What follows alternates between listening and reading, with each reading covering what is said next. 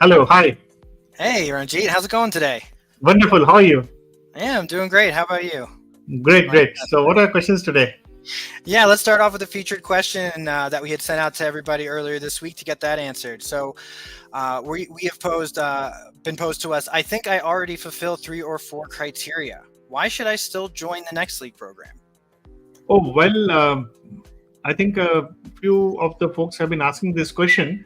Mhm. While it's great that you fulfill 3 or 4 criteria, I would say that, and joining the next week program can still significantly enhance your application process and ensure success. Let me give you the reasons. Essentially the goal of the program goes just beyond securing your EB1A green card. It's about helping you become the best version of yourself and with EB1A as a milestone in your journey. Now, here are some additional reasons. Number one, there is a comprehensive guidance. The program will provide a very structured approach to navigating the EB1A process, helping you understand and leverage some past legal precedents. It's not about only you fulfilling the criteria, you need to kind of structure the things properly. And how you need to do that, it is something very important. Number two is strategic presentations. It's not just about you fulfilling the criteria but presenting them convincingly. The program helps you to avoid potentially arbitrary rejections by effectively showcasing your achievements, which is very important. The third is holistic development. The Next League program uses certain framework called DISC-WE. It's a patented framework now for holistic growth, ensuring you not only meet but exceed the criteria by demonstrating continuous professional impact. So far we have spoken about comprehensive guidance. Second is about strategic presentation, and third is about holistic development. Yeah. You know, Last is like a couple of other important aspects would be expert opinions, networking, and and beyond the criteria of fulfillment. How to draft and when to use expert opinions, how to seek your network to get expert opinions are very important. And it is beyond criteria fulfillment, Patrick. It's like simply meeting the criteria isn't enough. The program provides tools and resources to present a very comprehensive case. And in essence, while you may have met several criteria, the Next League program gives you an extra edge to ensure compelling, well-rounded application. And as I say that EB1A is not about you fulfilling the criteria. EB1A is about you being showcasing yourself to be an expert, which can benefit the US. We have actually seen people who fulfill even 3 criteria, 4 criteria, even 8 criteria, but yet their EB1A is not approved. So that's what I would like to say. Now, Yeah, Patrick, I think we have a couple of folks here. One is Shomit, and I would get Shomit. If we have time, then we'll go for other questions. But let us give first preference to people who are there right now today. absolutely. So, hi Shomit, how are you? Hey Ranjit, I'm good. How about you? Wonderful. So, how could we help you today, Shomit? Um, Thanks for giving me this opportunity and giving me this opportunity once again. Thanks, Patrick. Yeah. Um, for me, I feel like my profile is like kind of an average regular profile, just having work experience for around like 8 to 10 years. But I'm not consistent in any domain I was working. Like initially, I worked in telecom, and next I worked in toll road authority, and then medical client, and now I think since like 2 to 3 years I'm working on really good technology. Um, but using these, I'm not sure I'm not really sure if I will be eligible for EB1A category with experience in different domains which are not related. Just experience, and also I have changed my technologies as well. Like I was working on .NET, C Sharp, C++, and Java now, and Golang right now, like changing into the next technologies on the cloud and things like that. So I at least I see my profile as not significantly, like I do not have any patents, I do not so things like that. I have never written a paper in my life, so I'm not really sure, like with this profile will I be able to eligible, or if I have to work on it right now. I'm not sure how long will it take me, like 2 years, or I do not know. Okay. And yeah, so this is where my thoughts are. And like I have a newborn again, like, so I'm not really able to spend so much time currently. but I would like to spend any time I would get. But that's where I'm in right now. So that's where like a little bit low confidence and not having any specialization right now. Okay, now, Swamit, let's break this down into a couple of things. The first thing, let me tell you, everybody who starts their EB1A journey, especially in the program, are where you are. In fact, my problem would be, like I just answered a question, would be that I know everything. So coming from a position of not knowing is a very good thing, because at least you are ready to learn new things. So that's the first and foremost. So I would really appreciate that thing and your candidness about it. Now, second thing, what happens is that 90% of the things, but almost 100% of the people have done is after they join the program, because you get a very structured path. So you have certain kind of, the very fact that you have been doing certain things in a particular way, their expertise is not, we measure expertise typically when we go for school, college, education. Oh, I'm an engineer, I'm a doctor. That's the way. For the purpose of EB1A, it's not really. Sometimes we have to see the output of your work, how you did the work, what were the metrics involved into this, what was the impact factor that you created, and from there you can reverse engineer your expertise also for the purpose. Like in my case, I was working in a financial institution as a sales. Then I became a director of education institute. Then I was working in HR, and then I was CEO of a company. So there is no consistency. But financial, when at the end of the day, when I chose my expertise, it came out as financial education. Now, because there was a consistency, finance was there and education was there. So it was not really a management or something. So it all depends on, how you want your case to be presented, and you can work for next 1 or 2 years. We have had, how old are you, Sumit? I'm 33. Okay, we have seen 23-year-old getting EB1A, 28-year-olds getting EB1A. When somebody recently joined, he was just around 26 and a half, and people getting it. So it is not people are rocket scientists or they have done something, they get President's Medal or Padma Shri or something. But it's not that. It is just that you have to do, ordinary things in an extraordinary way. It's called extraordinary ability visa. I always tell people that look at this as an extraordinary opportunity to shine yourself, actually. So it is just sometimes, no matter what you do, Swamit, beyond a point, there will be a leap of faith that will have to kind of come in, actually. I hope you appreciate that. Yes. Because you keep on intellectualizing things, but if you are really you have your priority date with you right now? Yes. And what's that? In 2020. So it will take at least a decade or two, possibly, for you to kind of, you are 50 plus, actually. Now, do you want to wait for those 20 to 25 years? Or are ready to put in very sincere efforts to do this? So there will always be reasons for not doing things. So if you want, we are ready to help you, and we have helped people like you. So we are always welcome. You can speak to Patrick, and then Megan, our director of admissions later, or Patrick can help you. We'll be more than happy to take you on board. So with this profile, do you think how much time, or do you think it would need for me? Like I have like 10 years of experience, and I have told you. It is not your experience. You see, everybody starts from ground zero. We have had people even with 15 years of experience on it. Okay. Whether you have, at least, I would like to assume that beyond 5 years, because there are some past success metrics we have to pick up. Whether it is 5 years or 10 years, it doesn't make. So my question is like, how long will it take? It doesn't make. Now the question is of intensity of your efforts that you put in. Don't seek benefit. It's like saying that how much time I will double my money if I put money into the stock market. I mean, it is, if you ask any expert, it's like that. I hope you understand what I'm saying. Yes. It's like amount of, don't time it. You have to do, a good financial planner, because I come from that field, I can say this, you need to invest regularly over a period of time. That's exactly that is going to happen. You have to put in the efforts. And strictly speaking, if you're asking a question in terms of timing, the response will be, oh, fine, you need to be at least in the top 10% of your field of expertise. Obviously, we have to define that expertise. But remember, there are 3 dimensions for your success for EB1A. The first is degree of your expertise. We don't teach you your expertise here, but you have to raise. That's the core part. You are not getting EB1A because you know about EB1A. You are going to get EB1A because you are an expert in your field. So we teach you how to present your expertise. So on the scale of 1 to 10, it should be at least, if not anything more, it should be at least 8 or 9. Then second dimension is understanding EB1A jurisprudence. What is US looking for? You need to understand that. I mean, if you are 10 out of 10, like having a Nobel Prize, then you don't have to bother about anything. you don't, then your understanding of immigration jurisprudence can be 1 or 2. But if you know about it and your expertise is 7 or 8, then it can help. And the last dimension is how to present yourself. So you will learn all these 3 things. Faster you do it, faster you will learn. But at the same time, there is a certain degree of this thing. So typically what we have seen is people, earliest person, a 28-year-old getting EB1A has been in 4 months. And the maximum time somebody has taken and has been committed to the program has been around 16 to 18 months.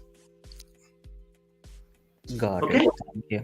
And do we get any help in getting contacts for like press coverage or attorneys or anything like that also? Yes, we will tell you more about it. But remember one thing: we have to see what criteria are qualifying for you. You may not need anything. People come with that mindset that they will need, but you may not need any actually. Because one of the things that you have to also appreciate when it comes to media, let me give you an example. Does your company allow you to talk to media? And what are you going to talk about them? Yeah. I hope you appreciate. So suppose somebody is working, let's say we have people from Fortune 500 companies or somebody with a small company. They are not even allowed to talk to media without the company's approval. I hope you appreciate what I'm saying. So you have to actually see that fitness also. Okay. Yeah, exactly. That's why that is my concern too. Like I cannot talk about my company or so anything. Exactly. So what we do is that we will have to see when you are in, but it is not that everybody has media criteria also. Correct. Oh, okay. I thought it's okay. No, it's just one of the aspects which is there. And in fact, the key idea is not to fulfill. I have seen, just now, if you heard my question, there are people who have come to us even after fulfilling 8 criteria also they haven't got it. Got it. Okay. So you did that with Patrick. We'll be more than happy to help you, Sumit. Okay. Yes. Wish you all the best. Bye-bye. Thanks, Sumit. Okay, so that was Sumit. Actually, people have a lot of doubts, but we have seen that people who put in the efforts become successful. So wish you all the best. If somebody wants to come on the call or join, so we have 2 more folks, BK, Gupta, and CEO. We'll get them on board. But right now, let's have BK on the call. So hi, BK. How are you? Hello. You're on mute, BK, in case you don't know. Yeah, BK, you're there? Yeah. Sorry, I was talking on mute actually. No problem. So how are you? Yeah. I'm good. How are you? Wonderful. So tell me, what's your question today? So my question is like, I have watched like plenty of your videos also at YouTube. So I know it's a self-sponsored visa, but my question is like, if you are in a job and if you are at a final stage and now the market is so bad, right? Like there are like plenty of layoffs are going on. So in case if you file EB1 and if you don't have a job, so what might happen in that case? No, we have had certain circumstances. Unfortunately, people lost job even at the time of filing or before filing or some even after filing. That has no relevance on your adjudication process at all. It's completely independent. Okay. So you don't have to worry about it. So, your question is that if you join our program today, you prepare yourself, you apply, and or if you get it, or you are in the process of your preparation, unfortunate incident happens, then what you do? Yeah. It doesn't have any ramification on your process, but your present stay in the USA, what is your visa status right now? I'm on H1B. So your H1B, you will have 60 days, then you can get it extended. This is not a legal advice, of course, but you can talk to a lawyer and get it extended, but you can be, as much as legitimately you can be there in the US, that will be helping you. So, but that has no bearing on that's what we tell people, on your EB1A process. Okay. And how about like if you are planning to move back to India and then the process can be still continued or? Absolutely. We have had people even from India actually. Oh, okay. Got it. Yeah. In fact, when I was applying, I was in India that time before I moved to US only on GC. GC. Oh, okay. Got it. Okay. Mm-hmm. I hope that answered your question, Vicky. Yes. Yeah, it has. Yeah. No problem. So Patrick will be in touch with you for all your other questions and happy to help you. Okay. Yeah, we'll be in touch. Okay. Bye-bye. Yeah. Thanks. Bye-bye. So that was BK wanting to know whether, is there any ramification in case there is a job loss or movement back to India or other country you belong to? Absolutely not. No. So that was pretty straightforward. Yeah. So we have Gupta here right now. Let me get Gupta on the line. Great. Hello. Yeah, hi. This is so here. Good morning. Morning. Yeah. So how could I help you with your question today?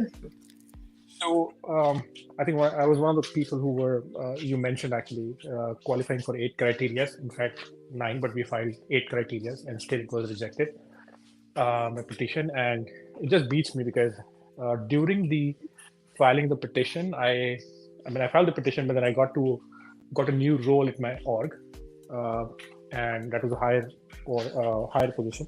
But then the USCIS officers, I don't know how they calculate stuff. But then, for example, the criteria for high salary, they were comparing the salaries with what was mentioned in Glassdoor. So which did not make any sense. I mean, how would you help me over somewhere over there, like in that criteria? Or you see, we have had people first. Rather than getting into criteria, how many criteria did you apply and how many were approved? 8 criteria. When I filed 8 criteria, they approved 1 default by judging. I mean, I think they approve it for everyone judging, and the rest, when I submit RFC, they approve none after that. Like, Okay, no. So I'm talking about the cases where even 8 criteria is getting approved and getting rejected. Okay, on totality, right? You're talking about totality. Exactly. So yeah. So that's a separate thing altogether. But in your case, we have typically a lot of people who have multiple criteria approved or not approved and done it. But it is not about first criteria. We always like to look at it from a program. It's not about you trying to fit into the criteria. It's about you creating a first persuasive story about you where the criteria fit into your profile, Gupta. It's not about if you try to fit into the criteria into a straitjacket mode. We have seen never works. And that's what most of the people that they like to do. But that is not going to be, I think, very helpful in this case. But wouldn't that be a lawyer's thing? The advocate that I'll be working with, attorney I would be working with. Lawyer's job is, once your evidences are ready, the lawyer's job is to create a cover note and they do a wonderful job and then to do that. But to build up your profile first, which creates a very persuasive, to have a right mindset, to have a success, how you define success in metrics in your field of expertise, how do you choose your expertise, is something what we do. So there is a certain line that we will not cross, which is actually filing your petition and offering legal services. But before that, whatever it takes to build up your profile, scaling up your knowledge base, and how to create an outreach. Remember, there are 3 dimensions for success for your EB1A. The first dimension is, we talk about degree of your expertise. Now, are you in the top 1% or 10%, 5% of your expertise? We have to establish that, and you have to be there. The second is understanding immigration jurisprudence. And even imagine when normally what we have seen is that people who have 3, 4, 5 criteria, their expertise is not very well structured. It's very kind of haphazard at times, actually. It has to have a very powerful impact factor, and it has to be able to do that. So that's what I would like to say this. Yes. So still it doesn't answer my question. I mean, I'm trying to understand, like the person who got 8 criteria, criteria were approved, okay, and then it got rejected. How were you able to help him over there? The first is that choosing the right expertise. The expertise itself was defective, actually, and according to our understanding. When we deep dived, and when we realized that the expertise itself is defective, that won't work. So we have seen that happen. So, right from we have a established process, it takes almost 30 to 45 days to define your expertise. In fact, the previous person before you who was asking that how to choose my expertise, it's not something that is a one-day job where I sit, this is what you have done. So people in the program who are there, it would take almost 30 to 45 days. They have to do some Excel sheet, there's some exercises, and then we kind of do that. So when you say expertise, is it like, for example, technology, right? So in that technology field, there is a subset where you say that this person has expertise in, for example, AI. So is it what you're talking about when you say expertise, or what are you referring to? Exactly. So, but it is not a function of your education qualifications necessarily. It is a function of your progressive experience. It's also a function of your impact factor that you have created. Okay, and that expertise will be defined in the cover letter of the attorney, right? Absolutely, but you have to give that. And that's where I'm trying to understand, right? So, just bear with me for a minute. So, for example, like I've showcased my expertise in AI, right? I have all the documentation, books published, papers published, all the stuff. Now, where would you come in over here? the question here is that whether AI, how do you define that your expertise is AI at the first place? I can give you a hypothetical example, right? There are papers published, white papers published, books So there has published. to be niche. What is the niche in that actually? What is the niche in that? Within AI, what is the niche? What has been the, how can you tell me 10 impact factors that you have created based on that expertise? So otherwise we'll have to reverse engineer that. Okay. So for example, let me give you an example, just to give you an illustration. Now, I think I spoke about, somebody says that he's a software engineer. I'm giving you somebody from the program, somebody who got EB1A recently. Somebody said he's a software engineer working with one of the, kind of a medical or insurance company kind of a thing. Okay. Now, he's just a software engineer. If you just say that won't suffice. Then you have to go a little deeper on a day-to-day work that has happened. What if the work does not exist? If you don't do that work, then what happens in that case? Now, when we went deep into that, then we realized, okay, he was a software performance testing would be an ideal for him. And that for a healthcare industry. Now, what is the benefit of being in healthcare industry? Then you can create a lot other success metrics. Next 1 year, he kept on focusing on that, took a job profile which would rather help, and spoke about that. And his mastery was manifested in that particular expertise. So Gupta has to become, let's say, software performance tester, and somebody Googles software performance testing, your name should pop up. You should be that profound and expert. That's how expertise means. Expertise is not something you think, it is not at a skill level. Then we have a patented process. Recently, this Next League program also got a patent for defining expertise for EB1A. Now that particular process, when you see, you cannot be at a skill level.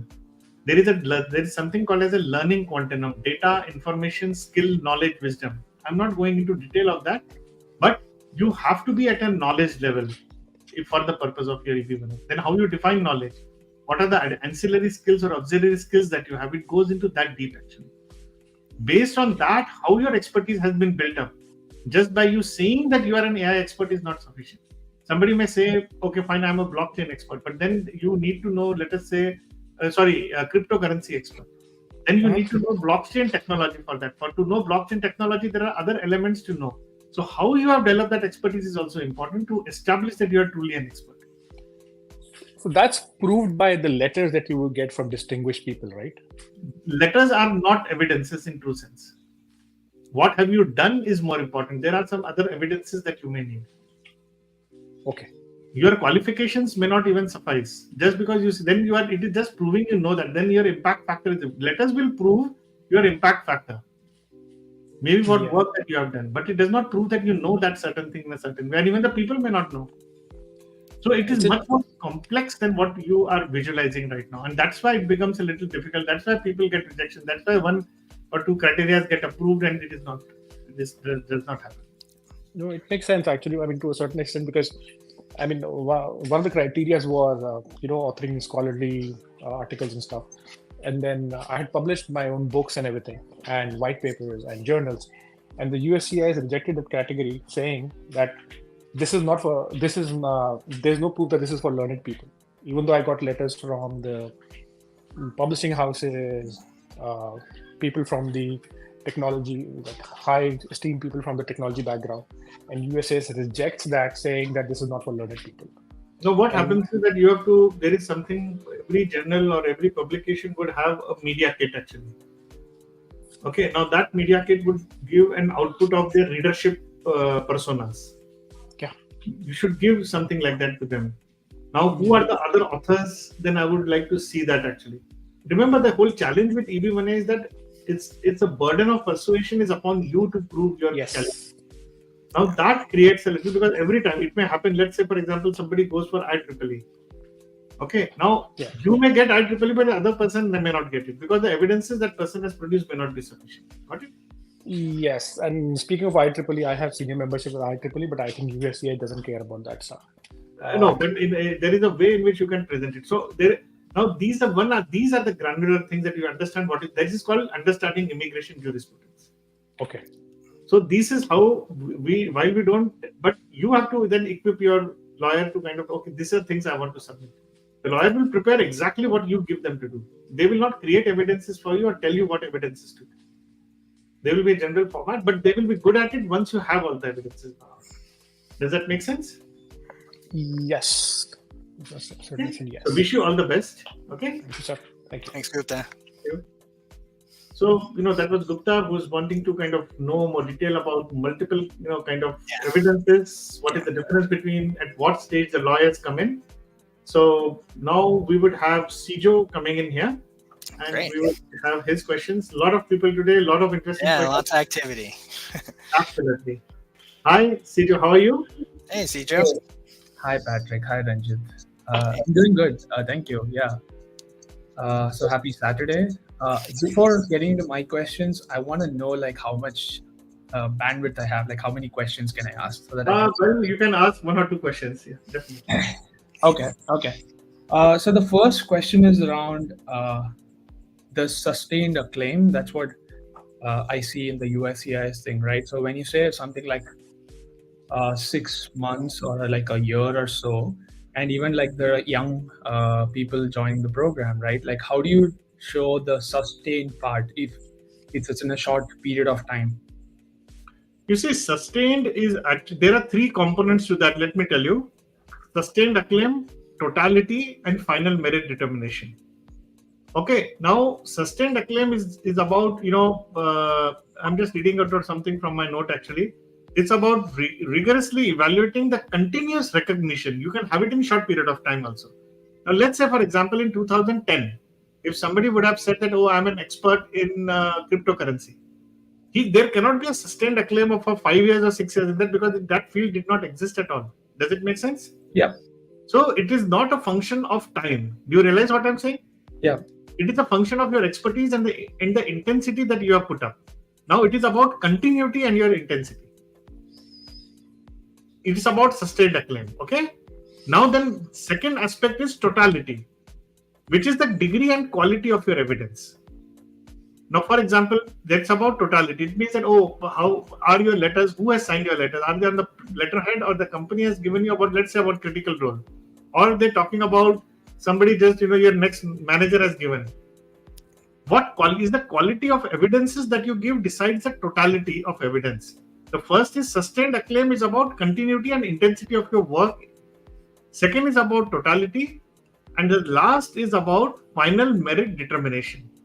Now, final merit determination is essentially the impact of your work. How did you quantify the metrics and success in your field of expertise?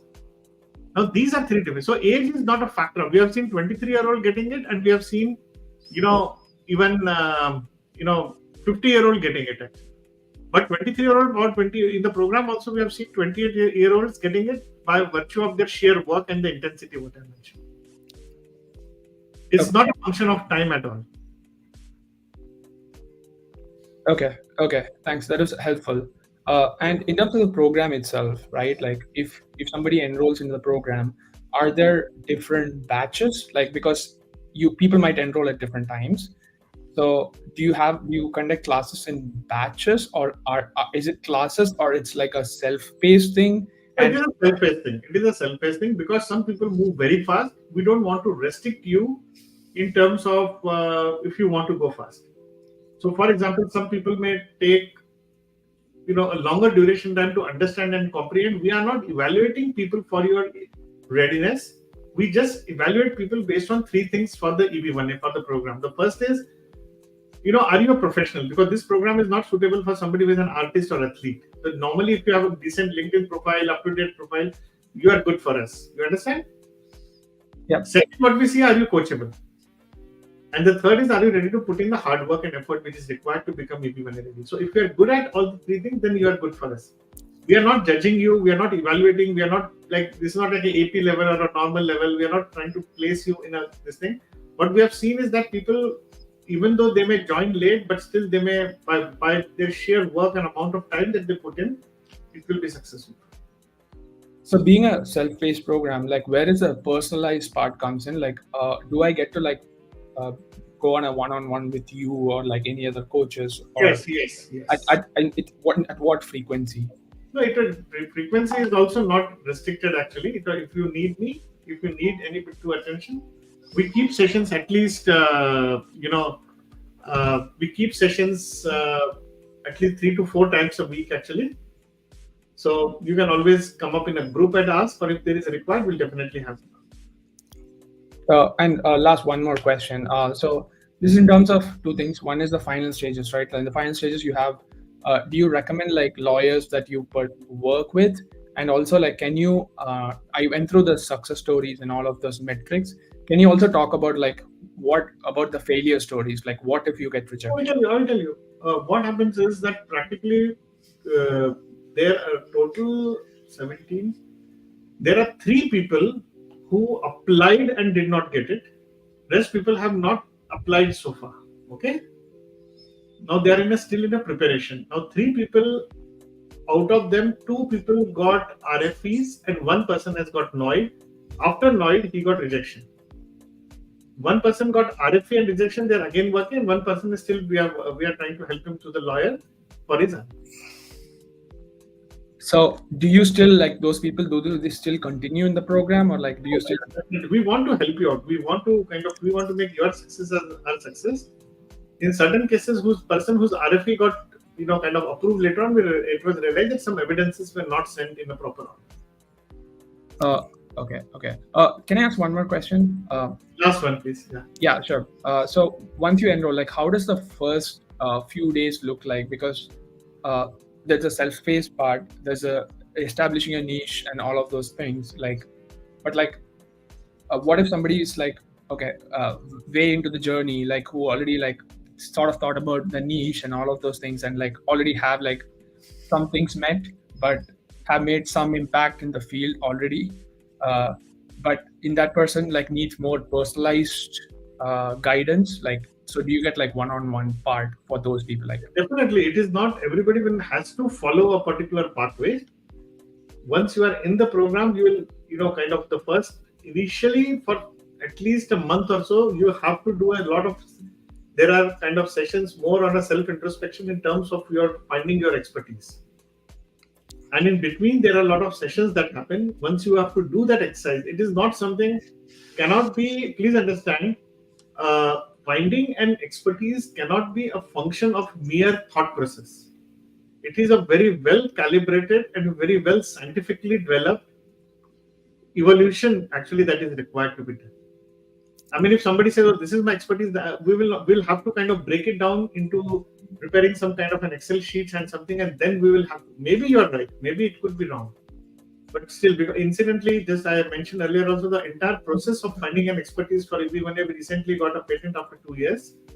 We applied for that. How to define expertise for your EB1A is a very big process. And if you do that wrong, your whole application, you go in a very different direction. Okay. So that is how the whole program looks like. And we want to help, whether it is one-on-one, whether it is a group coaching, everything, all your questions get answered initially. That's not a problem. All right. Thank you so much, Ranjeet and Patrick. Wish you all the best. Thanks, Sreekant. Thank you. Bye. So that was Sijo, and we have now KG here.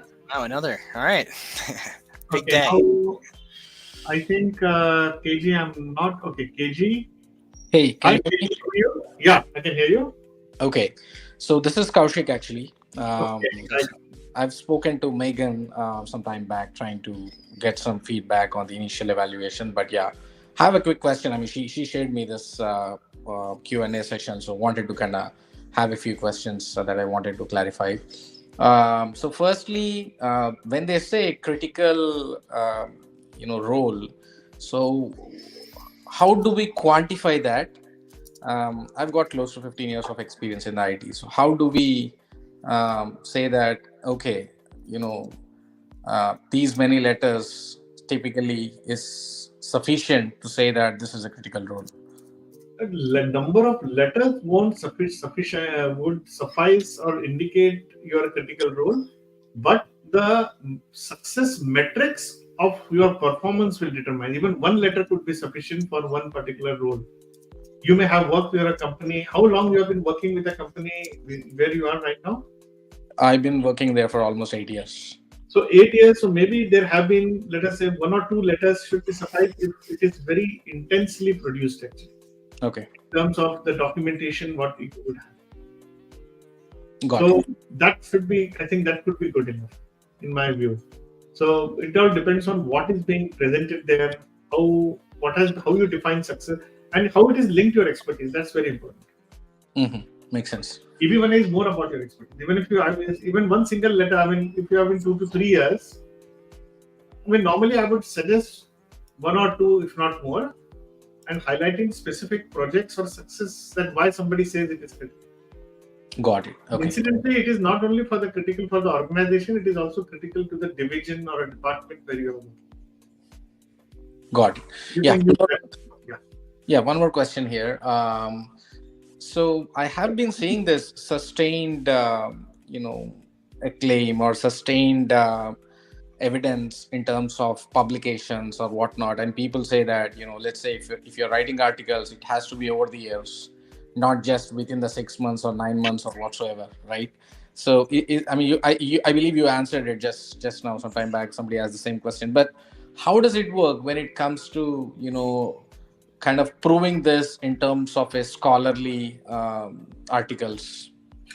You see, let's understand that that's why I always, when you say that somebody was asking just now previously before you, is about finding the expertise. Now, it all depends on expertise to expertise. There are some fields which definitely will take a lot of time because the field itself has been evolving over a period. And it is not possible for somebody to become an expert overnight. How much efforts normally it would take for a person to do that, and how much time it has taken for you, that needs to get articulated first.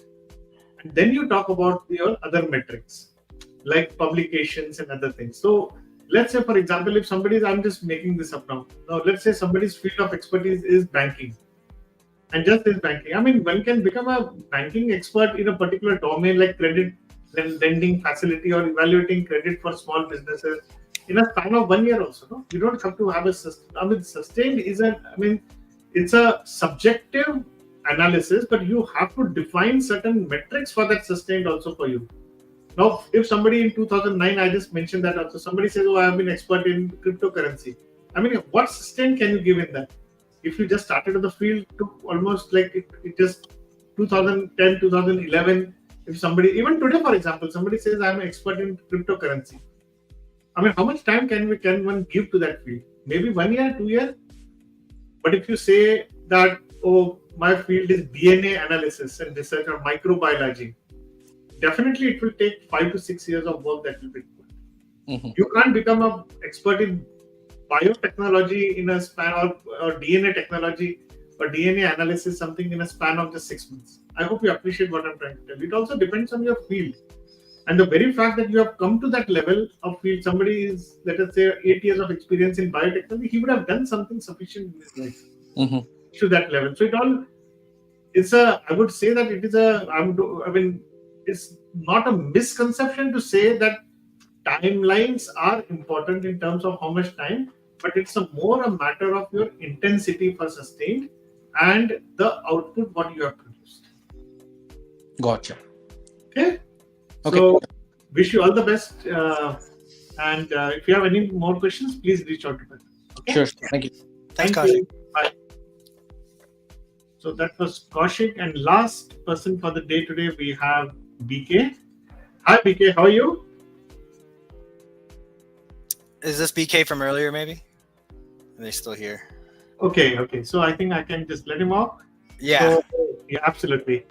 So that was, I think, a wonderful session. I think we had 5 to 6 people today. So Patrick, I think we'll call off and we'll take up next question. I think other questions, I think next week.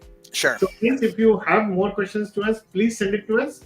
And also, if you want to join the program, please click the link below. We'll be more than happy to help you out. So thank you very much and have a wonderful day. Bye-bye. Thanks. See ya.